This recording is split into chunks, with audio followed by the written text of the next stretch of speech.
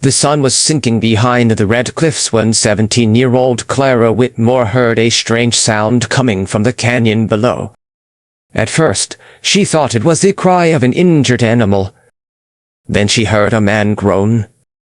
Clara stopped walking. She was the daughter of a widowed ranchwoman, and her mother had warned her countless times never to wander too far from the ranch. The frontier was dangerous, especially for someone traveling alone. But Clara had always been curious, and that afternoon she had gone into the canyon searching for wild herbs that her mother used to make medicine. She slowly stepped between the rocks. Then she saw them. 4 Apache warriors were tied to a dead tree. Their horses were gone. Their weapons had been taken. Their clothes were torn and covered with dust, and blood stained the ground beneath them. Clara immediately realized they had been captured. One warrior had a deep cut across his forehead. Another was holding his side, struggling to breathe. A third stared at her with fierce suspicion, while the fourth appeared barely conscious. Clara froze. Every story she had heard about Apache warriors told her to run. But something about the scene made her stay. These men were prisoners, not attackers. And they were dying. She glanced around the canyon, terrified that the men who had captured them might still be nearby. "Who did this to you?" she whispered. The warrior with the injured forehead watched her carefully but said nothing. Clara noticed a small water pouch lying several feet away. She crawled toward it, picked it up, and brought it to the prisoners. She held it toward the weakest man. "Drink." The warrior hesitated. Then he accepted it. Clara could see gratitude in his eyes. She knew she had to make a decision quickly. If she left them there, they might die before morning. If she freed them, the man who captured them might discover what she had done, and her family could become their next target. Clara took a small knife from beneath her dress. Her hands trembled as she approached the ropes. "Hold still," she whispered. The wounded warrior looked at her in confusion. "I can help." She began cutting. One rope snapped, then another. The 4 warriors could barely stand, but Clara helped them one by one. She cleaned their wounds with water, tore strips from her own scarf for bandages, and gave them the herbs she had gathered. She never asked whether they deserved her help. She simply helped because they needed it. Before they left, the strongest warrior stepped toward her. His name was Tarser, though Clara did not know it yet. He was not merely a warrior. He was a respected leader among his people. He looked at the torn scarf wrapped around his arm. Then he looked at Clara. There was something in his expression that made her uneasy. Not anger. A promise. Clara pointed toward the northern trail. "Go, and don't come back here." The 4 men disappeared into the canyon. Clara stood alone, listening to their horses fade into the distance. She thought the danger was over. Then she heard another sound.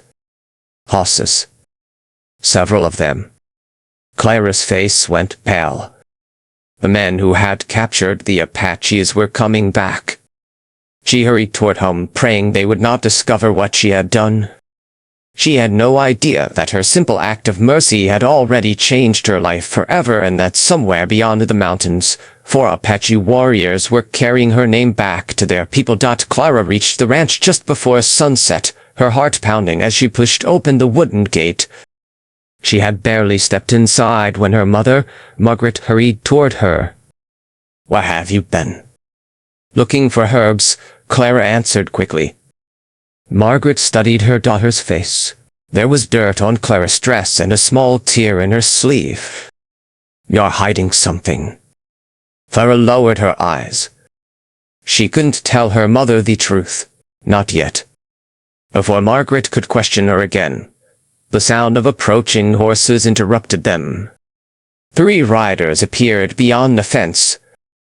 At the front was Sealer's Crow, a broad-shouldered bounty hunter with a hard face and a reputation for cruelty. 2 armed men followed him. Sealers dismounted and approached the porch. "We're looking for 4 Apache prisoners," he said. Margaret stiffened. Clara felt her stomach tighten. Sealers looked directly at her. "Young girl, did you see anything unusual near the canyon?" Clara remembered the 4 wounded warriors. She remembered the ropes. She remembered the blood. "No," she answered. Sealers narrowed his eyes. "You're sure?" "Yes." For several seconds, he said nothing. Then he smiled without warmth. "People who lie to me usually regret it." Clara forced herself not to look away. Sealers eventually turned his horse and rode off with his men. Only after they disappeared did Clara release the breath she had been holding. Her mother looked at her. "Clara, what happened?" "I really didn't see anything," Clara whispered. But far away, beneath the shadow of the mountains, the 4 Apache warriors were traveling toward their homeland. Taza rode slowly because of his wounds. The other 3 warriors stayed close. None of them spoke for a long time. Finally, one of them asked, "Why would a settler girl risk her life for us?" Taza looked back toward the distant canyon. "I don't know. But she saved you. She saved all of us." Taza touched the bandage around his arm. It had been made from a piece of Clara's scarf. He knew that he could never simply forget what happened. When the warriors reached their camp, the people gathered around them. Their injuries caused concern, but Taza immediately told the elders what had happened. He described the young woman, her courage, her kindness, and the fact that she had lied to armed men to protect them. The camp became quiet. For years, many Apache families had suffered because of violence between settlers and Apache bands. Trust was rare. Yet Taza insisted that Clara was different. "She gave us water when she could have walked away," he said. "She cut our ropes when she knew it could cost her life." An elder finally spoke. "A life saved creates a debt." Taza nodded. "And that debt must be honored." The Apache decided they would not approach Clara's ranch openly. Instead, scouts would watch from a distance. For the next several days, Clara began noticing strange signs around the property. Horse tracks appeared near the northern fence. A broken branch was discovered beside the well. Once Clara thought she saw a rider watching from a distant ridge. She told herself she was imagining things. But she wasn't. The Apache were there. They weren't stalking her. They were protecting her. Meanwhile, Sealer's Crow had not forgotten Clara's lie. He returned to the canyon and found the broken ropes. His expression hardened. Someone had freed the prisoners, and he was beginning to suspect exactly who had done it. As darkness fell over the Whitmore ranch, Clara stood outside and looked toward the mountains. She didn't know it yet, but the 4 men she had saved were already preparing to repay her kindness. And Sealer's Crow was preparing to make her regret ever helping them. 3 nights passed after Clara helped the 4 wounded Apaches escape. For a while, everything seemed quiet. But Clara could feel that something had changed. She noticed fresh hoofprints near the northern fence each morning. Once, she saw a distant rider standing on a ridge before disappearing behind the trees. Her mother dismissed it as a passing traveler, but Clara knew better. Someone was watching the ranch. The strange part was that whoever it was never came close. They simply watched. Then, on the 4th evening, Clara discovered something beside the well. A small piece of leather had been tied to a branch. She recognized it immediately. It belonged to the bandage she had wrapped around one of the Apache warriors. Clara stared at it, realizing the warriors had returned. But why? Before she could understand, she heard horses approaching. This time there were many. Clara rushed toward the house.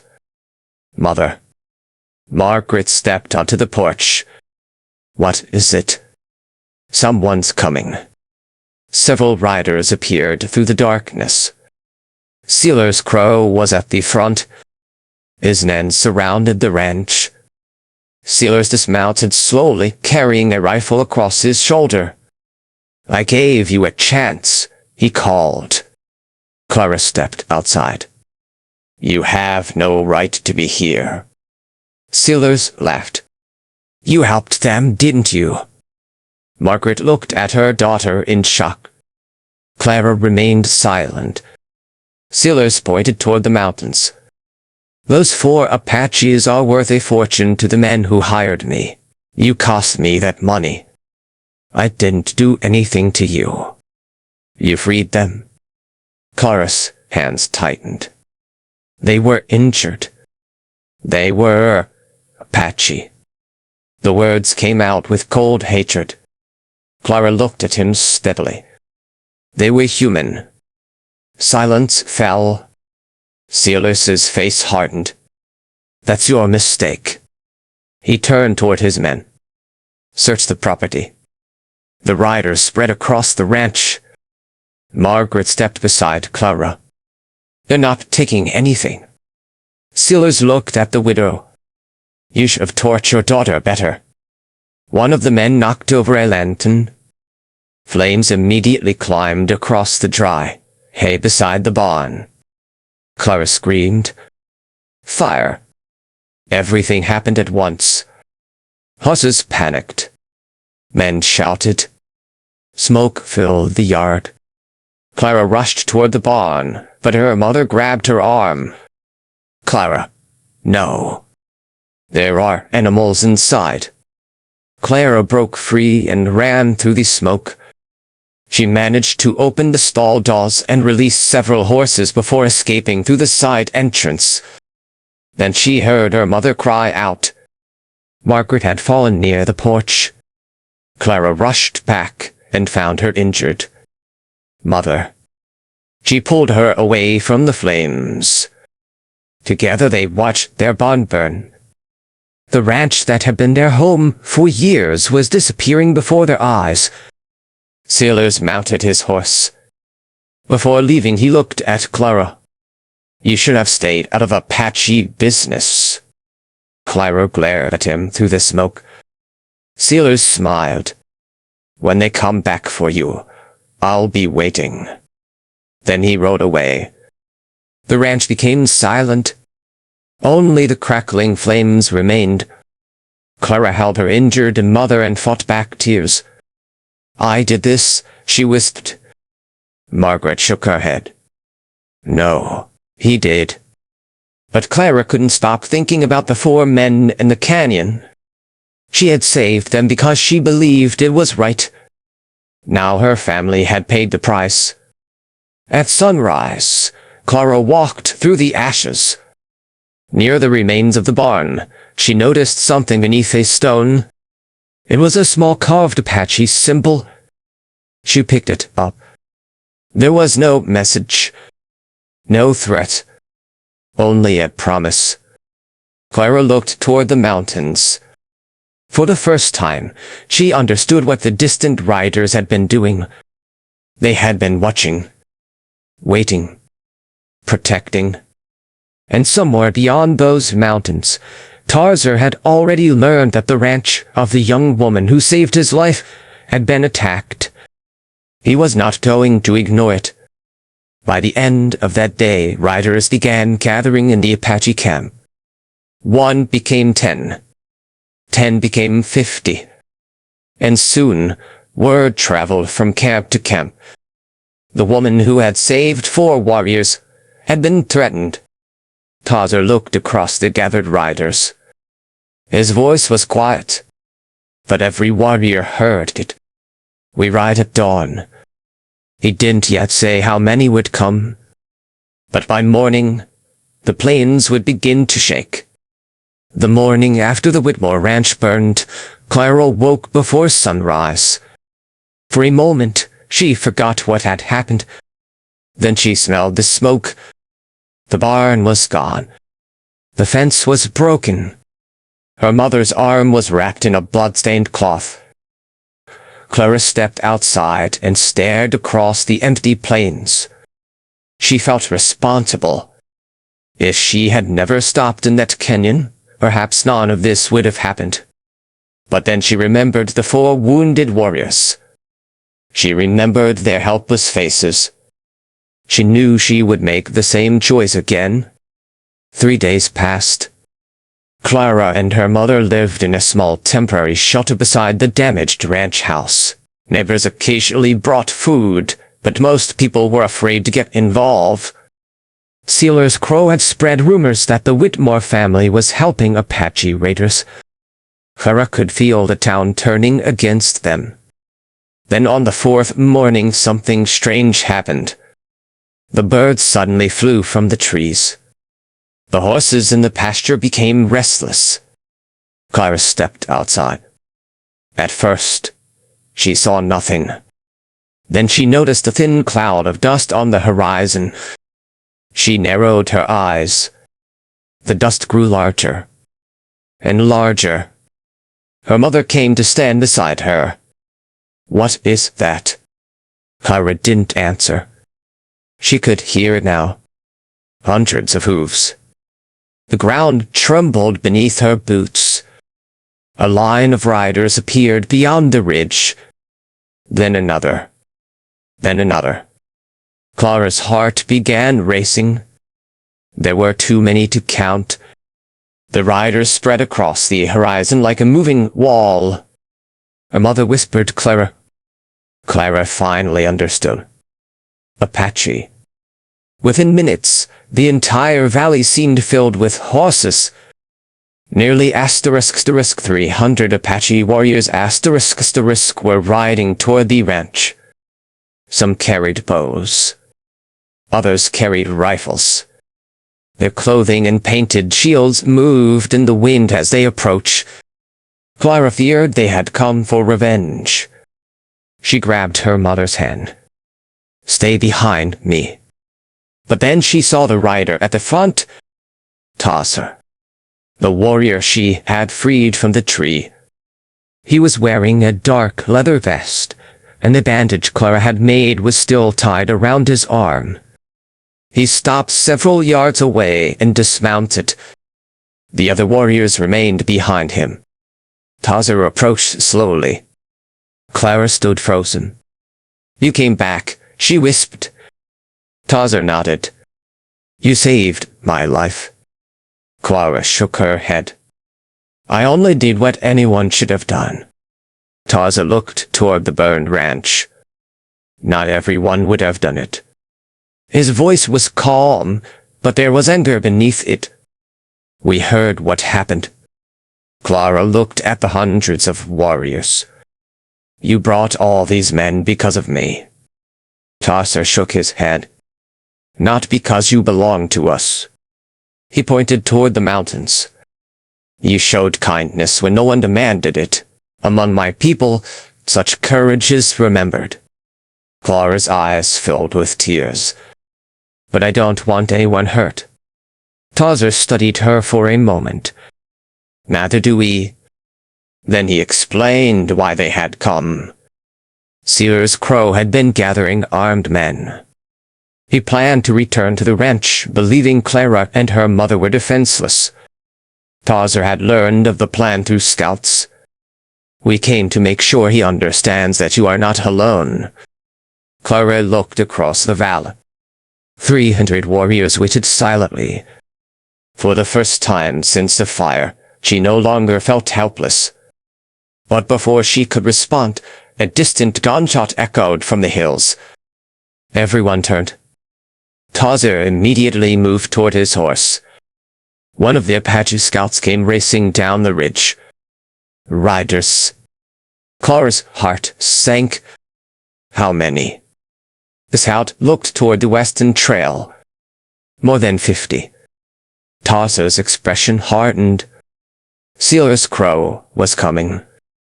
And this time he wasn't coming to ask questions. He was coming for war. Tarzan mounted his horse and looked at Clara. "Stay with your mother." Clara shook her head. "No." Tarzan stared at her. "I helped you once," Clara said. "I'm not hiding now." For the first time. Tarzan smiled. Not because he wanted her in danger. Because he understood exactly who she was. The frightened girl from the canyon was gone. In her place stood someone who had discovered her own courage. Across the valley, Sealer's Crow's riders appeared. 300 Apache warriors waited. The Whitmore Ranch stood between them. And Clara suddenly realized that the moment she had cut those ropes in the canyon, she had started a chain of events that could change the entire frontier. The first gunshot echoed across the valley. Sealer's Crow and his men had reached the edge of the Whitmore Ranch. For several seconds, nobody moved. On one side stood more than 50 armed riders. On the other stood 300 Apache warriors. Between them was the burned ranch, the home Clara had fought so hard to protect. Sealers slowly raised his rifle. He had expected fear. Instead, he saw Tarzan sitting calmly on his horse. Sealers laughed. So the savages came running. Tarzan didn't answer. He simply looked at him. Then he said, "Leave." Sealers' smile disappeared. "This isn't your land," Tarzan replied quietly. "Neither is it yours." Sealers raised his rifle. "I came for the girl." Clara stepped forward. Tarzan immediately turned toward her. "Stay back." But Clara shook her head. She was terrified, but she refused to hide. Sealers pointed toward her. "She helped your prisoners. She belongs in this fight." Clara answered, "I don't belong to anyone." The words silenced the valley. Tarzan looked at her with quiet respect. Sealers fired. The shot struck the ground near Tarzan's horse. The Apache warriors reacted instantly. Arrows flew through the air as Sealers' men fired their rifles. The valley erupted into chaos. Clara grabbed her mother and moved toward the shelter behind the house. "Stay here." "What about you?" Margaret cried. "I know these hills better than they do." Clara ran toward the northern trail. She remembered something important. There was an old dry creek bed behind the ranch. It curved around the hills and led directly toward the attackers' rear position. Clara found Tarzan near the ridge. "They're trying to circle around us," she shouted. Tarzan looked toward the western hill. He immediately understood. "How do you know?" "I've lived here all my life." Tarzan nodded. "Show me." Clara led him through the narrow creek bed. The Apache warriors followed. They moved quickly and silently. Meanwhile, Sealers believed he had trapped them. His men advanced toward the ranch, unaware that Tarzan's warriors were moving behind them. Then Clara pointed. There. A group of Sealers' men had taken position near a rocky slope. Tarzan gave a signal. The Apache warriors surrounded them. The attackers were forced to surrender. But Sealers escaped. He rode toward the burning remains of the barn, searching for Clara. He found her standing near the old well. Sealers raised his rifle. "You ruined everything." Clara stood frozen. Before Sealers could fire, Tarzan rode between them. Sealers shot. Tarzan fell from his horse. "Tarzan." Clara ran to him. Blood covered his shoulder. He tried to push himself up. "I'm fine." "No, you're not." Clara dropped beside him. Her hands trembled as she pressed cloth against the wound. "Hold still," she whispered. Taza looked at her. The words reminded him of the canyon. The first time she had saved him. Clara tied the bandage tightly. "You saved me once," Taza said, "and I'll save you again." Behind them, the battle was ending. Sealers tried to flee, but several Apache riders surrounded him. He finally dropped his rifle. The fighting stopped. Silence returned to the valley. Clara looked around. The ranch was damaged, but her mother was alive. The Apache warriors had survived. And Sealer's Crow was defeated. Taza slowly stood. Clara looked at him. "Why did you come with 300 warriors?" Taza looked toward the horizon. "Because 4 men returned home alive." He touched the bandage on his shoulder. "And they told their people about the girl who showed mercy when she had every reason to be afraid." Clara smiled faintly. She had thought she was only saving for strangers. She never imagined that one act of kindness would bring 300 warriors to her doorstep. And she still didn't know that the greatest part of the story was only beginning. The morning after the battle, the Whitmore Ranch was strangely quiet. Smoke still rose from the burned barn, and the ground was marked by hoofprints from hundreds of horses. But the fighting was over. Sealer's Crow and his surviving men had been disarmed and driven away from the valley. The families who had been hiding nearby slowly returned to their homes. Clara stood beside her mother, looking at what remained of their ranch. "It will take months to rebuild," Margaret said. Clara nodded. "But we'll rebuild." Then she heard horses. She turned. Taza was riding toward them with several Apache warriors. His shoulder was still bandaged. Clara immediately walked toward him. "You shouldn't be riding." Taza smiled. "You sound like my mother." Clara laughed for the first time in days. Taza dismounted. Behind him, Apache warriors began unloading timber, tools, and supplies. Clara stared. "What are they doing?" Taza looked toward the ruined barn. "Helping." For the next several days, something remarkable happened. Apache warriors and local settlers worked side by side. They repaired fences. They rebuilt the barn. They gathered cattle. They repaired the roof of the ranch house. At first, the settlers were suspicious. But slowly fear began to disappear.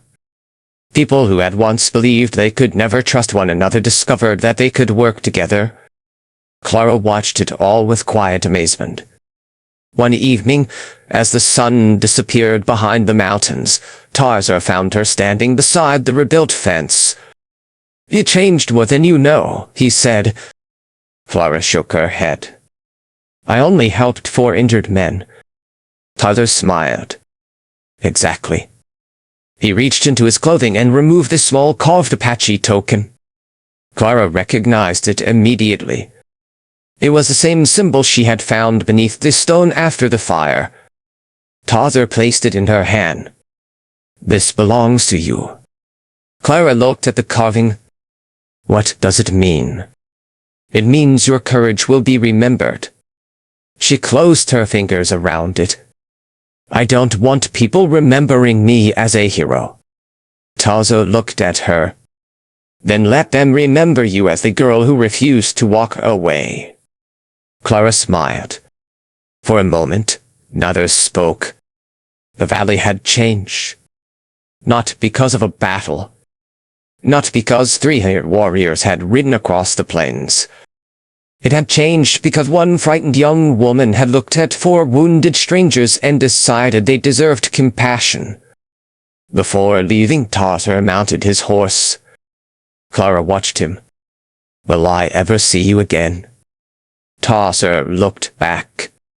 "The mountains are large." He smiled, "but not large enough to forget." Then he rode away. The 300 warriors followed him toward the distant hills. Clara stood beside her mother until the last rider disappeared. Years later, travelers passing through the valley would still hear the story. They would speak of 4 Apache warriors who were captured and left to die. They would speak of a young widow's daughter who risked everything to save them. They would speak of the ruthless men who burned her home. And most of all, they would remember the day when *300 Apache warriors rode across the plains to protect the girl who had once protected 4 of their own. Clara never considered herself extraordinary. She believed she had simply done what was right. But sometimes history is changed by people who don't realize they are making history. A small act of mercy became a promise. A promise became loyalty. And loyalty became a legend. The final image is Clara standing on the rebuilt porch at sunset, holding the carved token in her hand. Far beyond the golden hills, 300 riders disappear into the horizon. Clara watches until they are gone. Then she whispers the words that began everything. Hold still, I can help. And somewhere beyond the mountains, the story of her courage continues to be told.